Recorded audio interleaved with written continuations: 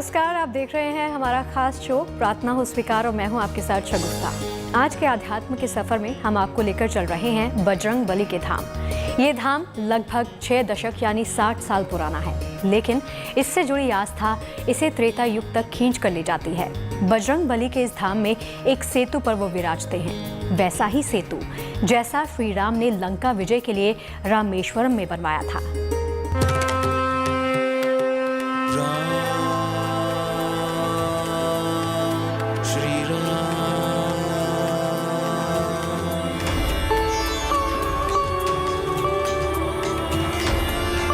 वो दरबार है बजरंग बली का। वहाँ विराजते हैं राम भक्त हनुमान। मंगल पवन अमंगल हारी प्रभु सुदशरथ अचर बिहारी। उस धाम में संकट मोचन हर लेते हैं सारे संकट। रघुकुल रीति सदा चले आई, प्राण जाए पर वचन न जाई। महाबली देते हैं उस दरबार में कल्याण का वरदान। मंगल पवन अमंगल हारी प्रभु सुदशरथ अचर बिहारी। पवन पुत्र पूरी करते हैं हर एक की मनोकामना। राम सिया राम जय जय राम। रामदूत सुनते हैं हर किसी के मन की। प्राण जाए पर वचन न जाई। राम सिया इस दरबार में आकर मन शांत हो जाता है। राम सिया राम जय जय राम। आत्मा सुख की अनुभूति करती है। बल बुद्धि के साथ साथ मारुति नंदन देते हैं विद्या का वरदान। अष्ट सिद्धियों के दाता है रुद्रावतार। जीवन की हर परेशानी से निजात दिलाते हैं हनुमान। महाबली बजरंग बली रामदूत का एक ऐसा ही सिद्ध दरबार बसा है उत्तर प्रदेश की राजधानी लखनऊ में, जहां हनुमान के इस दरबार को कहते हैं सेतु बजरंग बली का दरबार।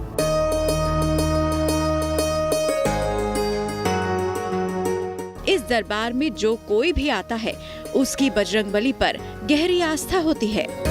प्रभु की शक्ति मंदिर में आके आपको अपने मन में मिलती है। मैं 25 साल से हनुमान जी की चरणों में हूँ। तो मैं इस छवि के हनुमान जी की इस छवि के दर्शन अपने अंदर रोज करती हूँ। मैं पिछले 40-45 वर्षों से आता हूँ, जब से मैंने होश संभाला।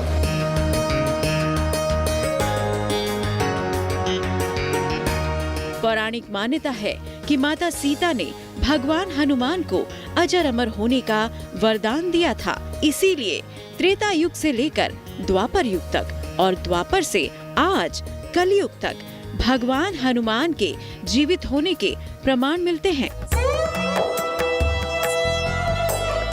देश के अन्य हनुमत दरबार की तरह इस दरबार में भी परम बली हनुमान के सजीव होने के प्रमाण का एहसास मिलता है। हनुमान चालीसा की चौपाइयों पर हनुमान भक्त, राम भक्त बजरंग बली की आराधना करते हैं।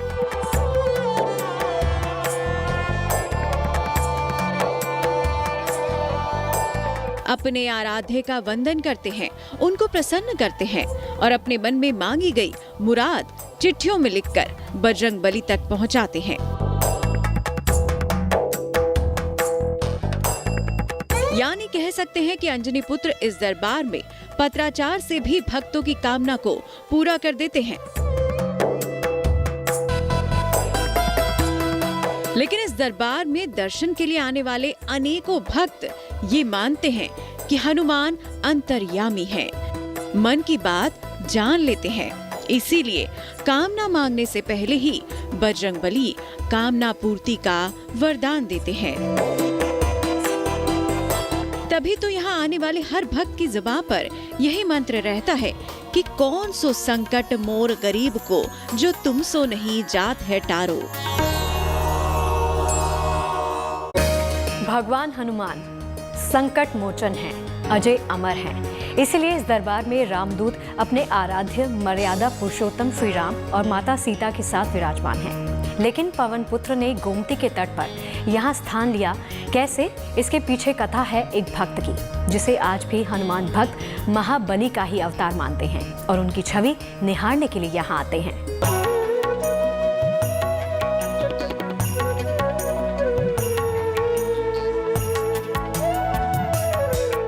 मारुति नंदन सर्व कल्याणकारक है। लखनऊ के हनुमान सेतु मंदिर में सफेद प्रतिमा में बजरंगबली की शक्ति प्राण प्रतिष्ठित है। सप्ताह के मंगलवार की तिथि बजरंगबली को समर्पित है, इसीलिए इस मंदिर में मंगलवार के दिन भक्तों की काफी भीड़ रहती है। मंगलवार के दिन हर भक्त मन में केसरी नंदन को बसाए, आंखों में उनके दर्शन की लालसा लिए इस धाम की ओर दौड़ा चला आता है। मंदिर का गर्भगृह गोमती नदी पर बने पुल से सीधे दिखता है। मंदिर में भगवान हनुमान की करीब 6.5 फीट ऊंची प्रतिमा स्थापित की गई है। गोमती नदी के पुल पर स्थापित ये मंदिर आज भी भक्तों के लिए उतना ही पुण्यदायी है जितना आज से 60 साल पहले था, जब इस मंदिर को बनाया गया था। प्रभु श्री राम के भाई लक्ष्मण के नाम पर बसी लक्ष्मणपुरी आज बदलकर लखनऊ बन गई। इसी लखनऊ में बजरंगबली भक्तों को श्वेत वर्ण में दर्शन देते हैं। मंदिर की स्थापना से जुड़ी कहानी कहती है कि वो दौर 1960 का था। बरसात के दिनों में लखनऊ में गोमती खतरे के निशान के इतने ऊपर पहुंच गई कि लखनऊ के डूबने का खतरा आ गया। तब गोमती पर पुल बनाने की सलाह दी गई, लेकिन गोमती पर पुल बनाना आसान नहीं था, क्योंकि कहीं भी खंबा खड़ा ही नहीं किया जा सकता था। सभी गोमती के प्रवाह में बह जाते थे।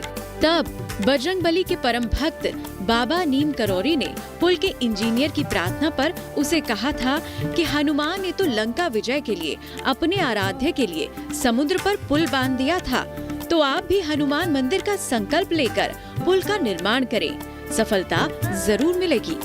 बाबा जी ने कहा कि देखो भाई, सेतु बनाने में, पुल बनाने में हनुमान जी को महारत हासिल है। उन्होंने वहाँ लंका में बनाया था सेतु मंदिर रामेश्वर। तुम ऐसा संकल्प लो कि मैं एक हनुमान जी का मंदिर बनाऊंगा। उन्होंने कहा मैं अवश्य संकल्प नहीं, मैं आज जब आप कहोगे तो सब शुरू कर दूंगा। तो उन्होंने ये भूमि लेकर के सरकार से तो ये यहाँ पुल बनाना शुरू कर दिया। पुल और ये हनुमान जी मंदिर साथ साथ बने। पहले उसने हनुमान जी की स्थापना करवाई 26 जनवरी सन 1967 को। उसके बाद जो बसंत पंचमी आई, उसके बाद उसने पुल का प्रारंभ करवाया। बाबा नीम करौरी को आज भी भक्त हनुमान का अवतार मानते हैं और तभी से इस मंदिर को हनुमान सेतु नाम मिला, जहां आज जो भी भक्त अपनी जो भी अर्जी लेकर आता है, कपीश्वर उसे सुनने से पहले ही पूरा कर देते हैं। मैं 25 साल से हनुमान जी की चरणों में हूँ और मुझे लगता है यहाँ पे आके तो कभी आप यहाँ बैठिए तो आपको खुद ही अनुभव हो जाएगा कि यहाँ पे क्या मिलता है। ये एक ऐसा सिद्ध मंदिर है कि यहाँ पे कोई आए भी ना, अगर उन्हें अंदर भी याद कर ले घर में बैठ के, तब भी उसकी इच्छा पूरी हो जाती है। तो अपनी डॉटर का कार्ड देने आई हूँ भगवान जी को कि उनकी कृपा से सारा काम निर्विघ्न संपन्न हो जाए। और मेरी मानता ये है कि मैं सच बताऊं तो मैं इस छवि के, हनुमान जी की इस छवि के दर्शन अपने अंदर रोज करती हूँ। देखिए, मैं पिछले 40-45 वर्षों से आता हूँ, जब से मैंने होश संभाला।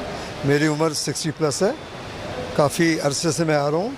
मेरी अपनी सोच ये है कि मैंने जो कुछ भी आज तक भगवान से मांगा है, बजरंगबली से मांगा है, मेरी सारी इच्छाएं पूरी हुई हैं।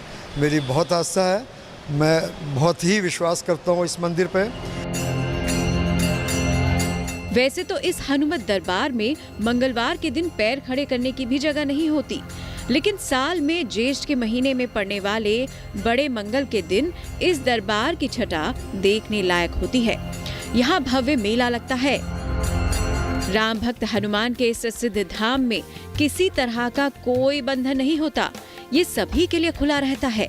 इस दरबार में किसी भी तरह का कोई भेदभाव नहीं किया जाता, सभी को एक समान देखा जाता है, क्योंकि तुलसीकृत भगवान राम के चरित्र का सबसे बड़ा महाकाव्य भी तो यही कहता है कि सभी में उसी परमेश्वर का अंश है जिसने हम सबको बनाया है।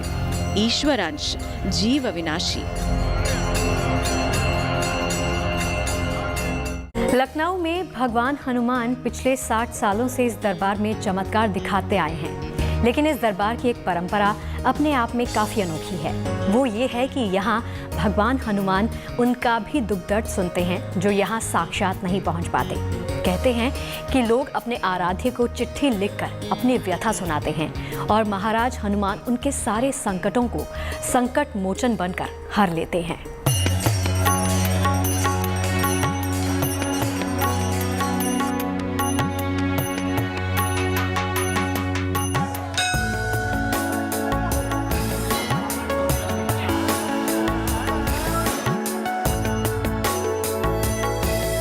वेदों में साकार और निराकार दोनों पूजा का महत्व बताया गया है, लेकिन भारत की धरती पर मंदिरों को बनाकर भगवान के साक्षात स्वरूप की आराधना के प्रमाण 6वीं शताब्दी के आसपास से मिलते हैं। आस्था कहती है कि हर देव स्थान में देवों की असीम शक्तियां निहित हो जाती हैं, जो दैनिक पूजा विधान से बढ़ती जाती हैं। इसीलिए देश के कोने कोने में अलग अलग मंदिरों में मन्नत मांगने की अलग अलग परंपराओं को निभाया जाता है। किसी मंदिर में घंटियां चढ़ाई जाती हैं, तो कहीं धागे बांधकर मन्नत मांगी जाती है।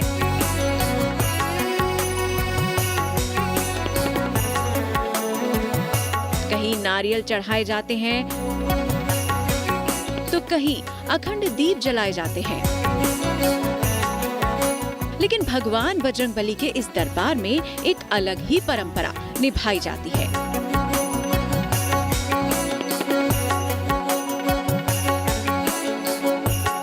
चांदी के मुकुट को धारण किए, चांदी की गदा धारण किए भगवान हनुमान यहाँ भगवान वस्त्रधारी दिखते हैं।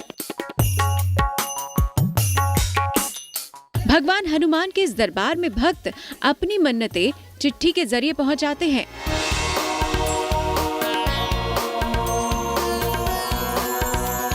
भक्त अपनी व्यथा कागज पर उतारते हैं और उनको मंदिर के पते पर पोस्ट कर देते हैं।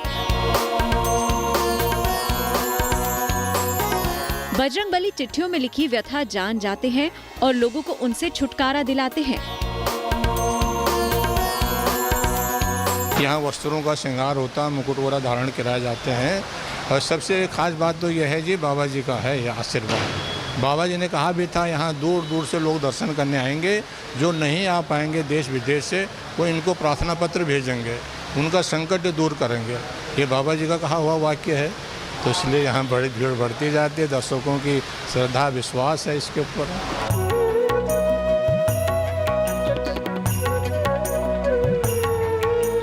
भगवान हनुमान के इस दरबार में हर साल लाखों अर्जियां चिट्ठियों में लिखी आती हैं। रुद्रावतार हनुमान उन अर्जियों को पूरा करते हैं। तो आपको भी अब संकट मोचन से चाहिए अपने किसी संकट का उपाय, तो कीजिए ध्यान हनुमान का और लिख डालिए अपने आराध्य के नाम एक चिट्ठी। हनुमान करेंगे आपका कल्याण। लखनऊ से शिल्पी सेन के साथ bureau report, good news today. तो हनुमत दरबार से वरदान पाकर अब आगे बढ़ते हैं धर्म सूत्र की तरफ।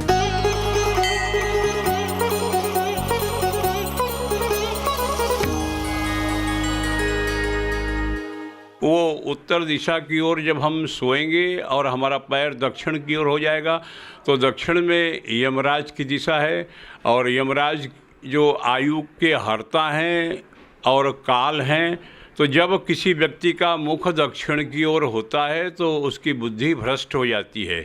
उसके द्वारा किए गए कोई भी कार्य उचित नहीं होते, वो अनुचित कार्यों को प्रमुखता से करता है। उसकी आयु कम हो जाती है, उसके स्वास्थ्य में निरंतर गिरावट आती है, साथ ही साथ प्रतिकूल प्रभाव उसके जीवन पर दक्षिण दिशा की ओर पैर करके सोने का प्राप्त होता है। तो आज के सफर में फिलहाल के लिए इतना ही। इजाजत दीजिए, लेकिन आप देखते रहिए गुड न्यूज टुडे। नमस्कार।